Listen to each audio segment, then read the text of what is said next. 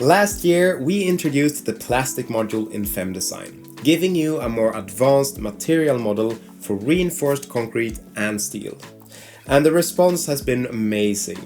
We really enjoyed all the technical discussions and feedback that we received from you.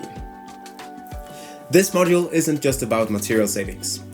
It's also a powerful tool for those sticky situations where you need to refine the analysis and really maximize the capacity when evaluating existing structures, for example.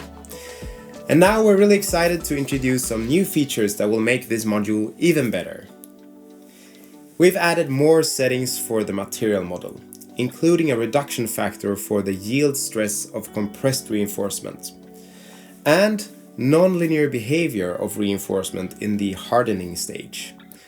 Plus, you can now document all material model settings in a clear and structured way. We've also introduced new detailed results, allowing you to visualize stress and strain distribution over the cross-section. And to make reporting easier, we've added multiple new tables to help you document everything in an easy way. If you haven't tried out the plastic module yet, you can apply for a free 2-week trial right here on the page. So go ahead and check it out. That's it for this video. Thank you so much for watching and see you in the next one.